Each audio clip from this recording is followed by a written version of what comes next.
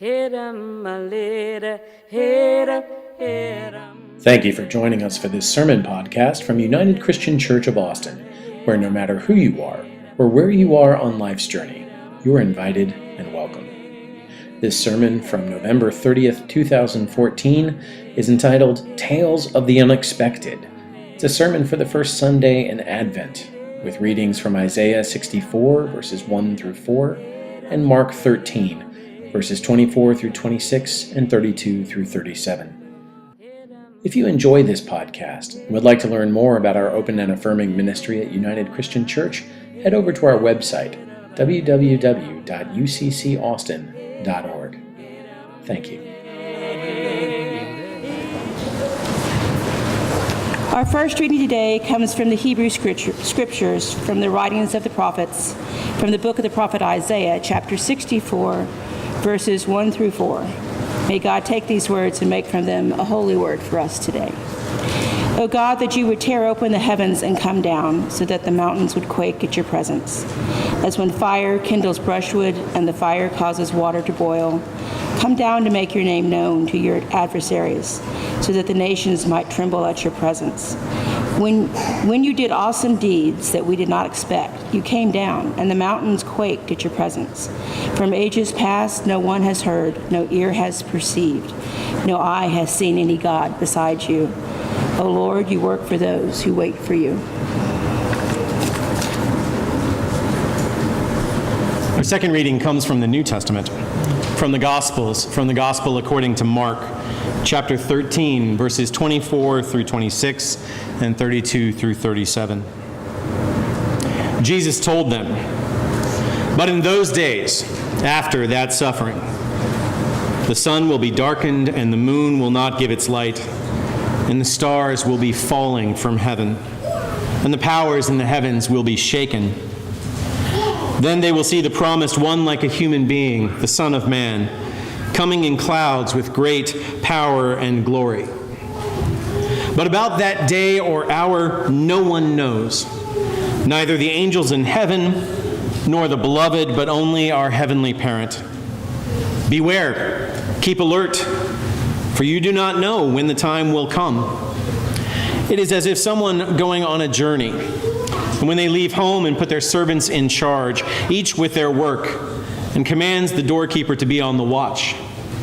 Therefore, keep awake, for you do not know when the householder will come, in the evening, or at midnight, or at cockcrow, or at dawn, or else the householder may find you asleep when they come suddenly. And what I say to you, I say to all, keep awake." Friends, God is still speaking to the world. May our hearts be open to listen and respond. Amen. So yesterday morning, I was lucky enough to be part of a whole crew of folks, many of whom are here in this room today, who came down to the church to decorate for Advent and Christmas. All of these decorations we were just talking about with the children, all the decorations that you see both here and in the fellowship hall, we all pulled them out and set them up. And in the process, I came to understand why it is that we don't often just walk next door and help our neighbors set up their Christmas displays. We don't do it because they'll do it wrong. Or we will, or both of us, probably. I was reminded in the process of learning about blue candles and not a wreath and all sorts of things that I am still quite new here. This is my first Advent and Christmas with you, and this is a minefield for new ministers. It was only, in fact, just about a week ago that I learned that there's a tradition of not taking up an offering on Christmas Eve, probably the most populous of our worship services throughout the year. And that's the sort of thing that was taken so for granted here, and was taken so for granted that we would, in my own understanding, that it was good that it came out early. And at the council meeting, I'll just let you know, we decided to take up an offering, but it's going to go to people who are doing good work in the community. We're encouraging folks to give for others that Sunday, not just for us. So it's still all so new, and again, not bad, just new. But new is not generally something we associate with the holidays, associate with Advent and Christmas, or even Thanksgiving. I'm not going to ask for any particular examples from you, but maybe you experienced this around your own Thanksgiving table. A sort of newness is not really welcome at the Thanksgiving table. I remember the year that I decided to try something new and made rosemary mashed potatoes to go for our family Thanksgiving, and my nephew took one bite and made a face and said, "Ooh, why are there sticks in my potatoes?" And another story on myself. For exactly 1 year after my siblings and I had finally all moved out of my parents' house, my mom continued to hang, that next Christmas, she continued to hang Christmas stockings for us over their mantle. So that Christmas morning, we all got up in our various houses and apartments and made our way up to my parents' house, where we took down those stockings and immediately dug right to the bottom of them, only to discover, to our dismay, that there were no tangerines in the stockings. In her generosity, my mother had neglected to place a tangerine in each sock, as she had every Christmas, every year, since we were born, since the earth cooled. And we let her know that, well, we weren't angry, really. We were just terribly, terribly disappointed. That was the last time we had stockings at Mom and Dad's house. I'd wager most of us are familiar with that sort of feeling around the holidays, that desire, the deep and deeply rooted desire that no matter what else should change in the world around us, Christmas and all of our Advent traditions, whether we know that word Advent or not, that all of that should remain exactly the same as, well, whenever it is that we decided to stop the Christmas clock. That we should put up the same decorations, we should go to the same parties, we should watch the same movies. How else to explain the fact that It's a Wonderful Life is shown 24 hours a day through the Christmas season? That we should open our presents the same way, whether your family was a Christmas Eve family or a Christmas morning family when it came to presents.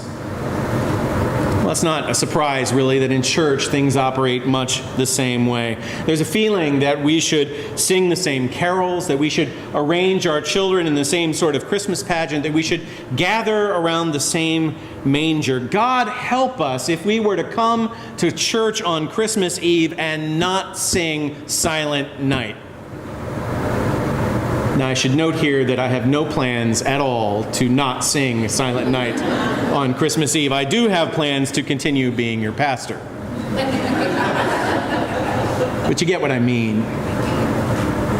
It's understandable, really, that in such a rapidly changing world, we should want to cling to the past, even to some idealized or almost wholly mythical idea of the past, that we should want something not to change. But why Christmas? When did Christmas and all the Advent observance preceding it become a feast of memory only? Or worse, a celebration of nostalgia? When did Christmas become just a rehearsal, often quite literally, as we rehearse God's mighty deeds in the past, what God did some 2,000 years ago in a land far, far away? It hasn't always been that way. Advent used to be a time to remember the past, for sure, but only so that we might prepare for the future, for God's future. As the name implies, Advent means coming. And so it was a time to contemplate not just Christ's first coming long ago in Bethlehem, but also Christ's promise to come again. Admittedly, for us, particularly in our context as relatively progressive Christians, that can be an unsettling idea. The idea that we are not alone, that God is watching us, that God will come again at the last to check on our work. It's like one of my very favorite bumper stickers ever. Jesus is coming. Look busy. I Jesus is fine and all in the past tense, reading about stories of what Jesus did and what Jesus said in the past, but in the present, in the future, well, I guess we become so unsettled by the idea that we've abandoned a theology of the second coming almost entirely. We've left it to more literal-minded Christians to imagine a fanciful rapture with suddenly empty cars swerving off the road and good people zooming up into the air. But we still have to wrestle with this idea of the end of the world. As we've been reading in recent weeks, particularly in the Gospel of Matthew, so much of the Gospels and the epistles are focused on helping us to prepare for the end of the world. Well, friends, I've got news for you. Today is the end of the world, not in a sun will be darkened, moon will not give its light kind of way. But it's true. This moment, and this one, and this one, that's the end. That's the edge of the world. The world has come this far and no further. Not yet. We live in a very real way on that edge at the end of time. Today is not just the first day of the rest of our lives, but possibly also the last day of the first of our lives. So we might do well to ask ourselves what we're going to do here at the end of the world, and reflect on just what it is God might do too. When it was his turn to face the ending of his world, the prophet Isaiah remembered the mighty and astonishing works God had done for the people of Israel in the past, and prayed for God to do something similar but new, something startling, something terrifyingly unexpected in the present moment. Tear open the heavens, he begs, using this incredible language. Tear open the heavens and come down here. Call us out, Isaiah begs. Catch us off guard. In the same way, in our reading from Mark today, Jesus assures those gathered with him at the end of his world that whatever it is God is going to do, we can be sure it will surprise the hell out of us, literally. Again and again, as he does here, Jesus makes the point to whoever will listen that we cannot know the exact time or manner of this new transformation God has in store for us. We will not know when, but we can prepare. We cannot know what, but we can ready ourselves to receive whatever. We can prepare by practicing holding on to things of the past more loosely, ready to let it all go, to let go even of our most treasured traditions and possessions in order to grasp whatever it is God will give us next. Again, this is unsettling stuff, particularly, it seems, for church folks. You see, some people have been brought up to believe that the church is here to provide only comfort and stability and security, to be a solid and unchanging rock in a sea of change around us. And we have our moments for that, to be sure. But I'd say in this Advent season, we are better off reminding ourselves that it is not us, but God who is the solid rock. It is God, not the church, that is called to be the same yesterday, today, and forever, while we are a very small boat riding the waves, tethered to God's abiding love through every storm the world can send our way.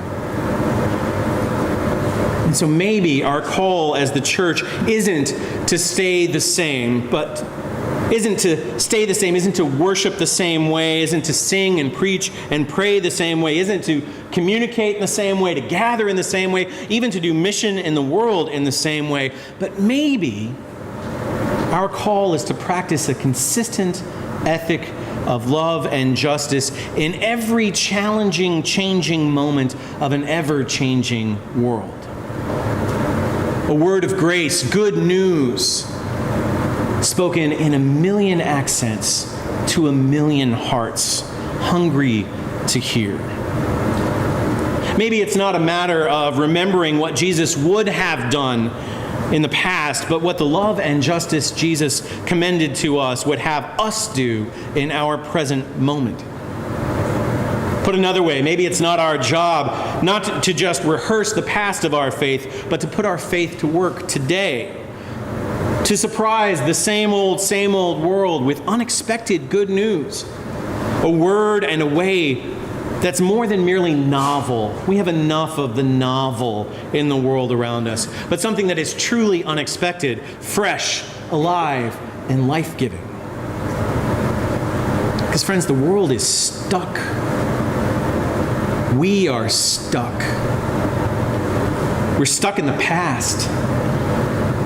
Stuck in a rut of relating to one another in unhealthy and unhelpful, even harmful ways, and digging ourselves ever deeper day by day. And the sad part, our expectations for the world may be just as low as that rut we're digging. Just how stuck we all are was demonstrated once again in big capital letters this week in Ferguson, Missouri, where the grand jury there handed down, or rather chose not to hand down, any indictments for Officer Darren Wilson on any criminal charges related to his shooting of Michael Brown, an unarmed 18-year-old African-American young man last August, a shooting that left him dead in the middle of the day, in the middle of the street, where his body lay for 4.5 hours. Now, this may have been news for some of us, this grand jury decision. It may have been news for some of us sitting in this room today, shocking news even, but sadly, if we listen carefully to the voices of our African American sisters and brothers, we will learn that to most folks in Ferguson and to communities of color across the nation, this outcome was not unexpected. It was exactly what they expected, exactly what they have come to expect from a justice system that views them, particularly their young men, as a threat from the get-go. Part of a school-to-prison pipeline that sweeps young black men off the streets and into the criminal justice system in staggering numbers if they make it that far. No, for all too many folks, there was nothing new to see in Ferguson this week. There was nothing new to see in Cleveland, where 12-year-old Tamir Rice was shot dead by police in less than 5 seconds after they got out of the car for waving around a BB gun at a local park. Nothing new in Staten Island, New York, where asthmatic Eric Gardner died as a result of a police chokehold. Nothing new in Sanford, Florida, where Trayvon Martin was killed by a wannabe cop, George Zimmerman, on his way home from a convenience store.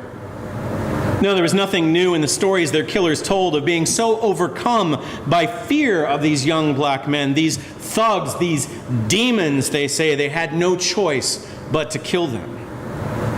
Nothing new in the way the media has gone on to vilify the dead, dragging their names and their families through the mud, making sure the whiter public knew that they were no saints, as though wearing a hoodie or stealing a $3 pack of cigarillos or even resisting arrest should warrant the death penalty without judge and jury.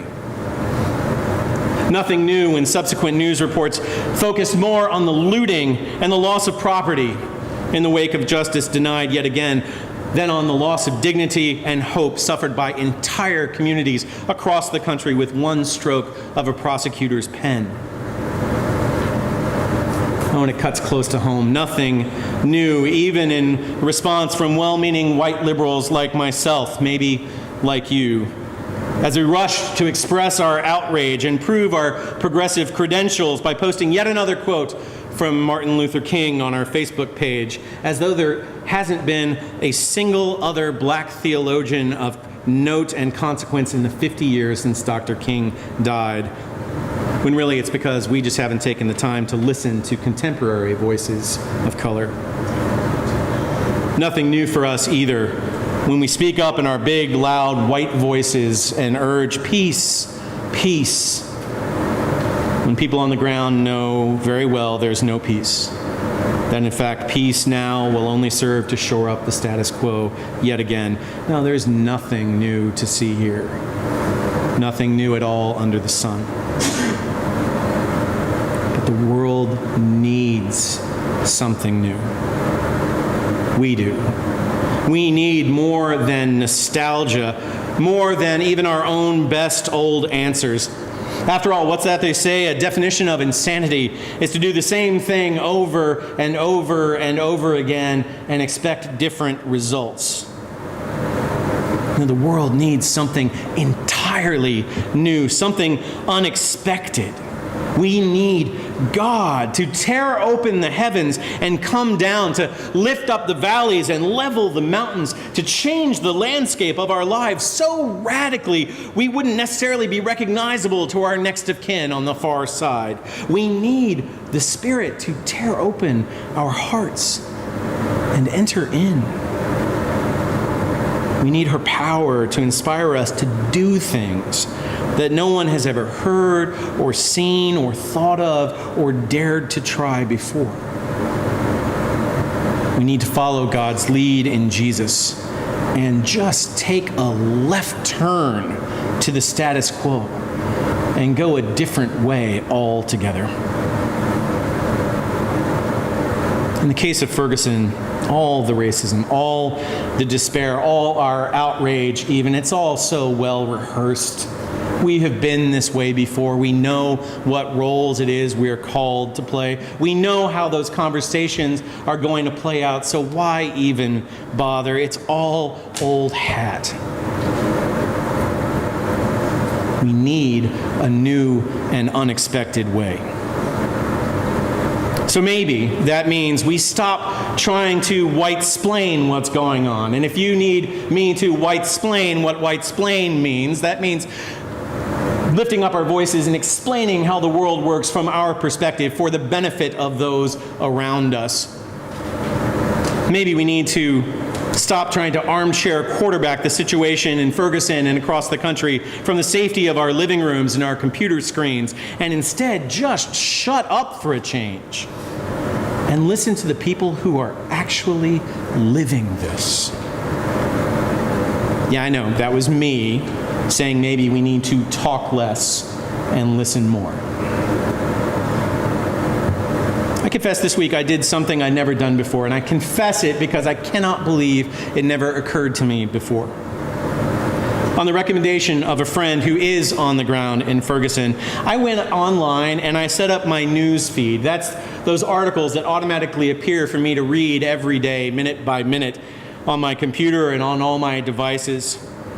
I went online and I set it up so that in addition to the usual suspects at the New York Times and the Washington Post and, God help me, the Huffington Post, I now get to see and read articles from a couple of African-American owned and edited news sources.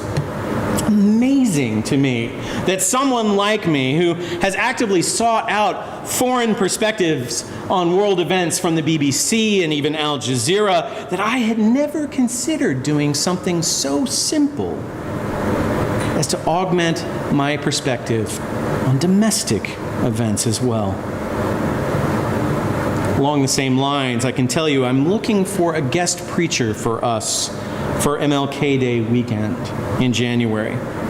Someone who will come and do more than pay the usual comforting and comfortable lip service to the past, but rather bring us up to date and call us to account and to action for racial justice here in the present. This new thing we're asking for Christmas this year, it can be as simple as that, as simple as allowing our hearts and minds to be opened to a new way of understanding the story of our lives together. Maybe it's just a matter of don't just do something, sit there. Let's sit here and soak it all in without turning away, without changing the channel. Let's sit and look and listen to our neighbors, to their stories, to their lives. Not just our oversimplified and undervalued mass media friendly versions of their lives, but how they tell the stories of their lives themselves Let's sit in the face of all of that, in that unsettling and uncomfortable place, and learn to weep with our neighbors who weep, and rage with our neighbors who rage, and work with our neighbors who work for justice here and now. Justice. That would be something utterly new and completely unexpected here at the end of the world. And then, don't just sit there, do something. Don't back down. Don't be afraid to have the hard conversations, no matter which side you feel yourself being pulled to represent. Don't be afraid of losing friends on Facebook.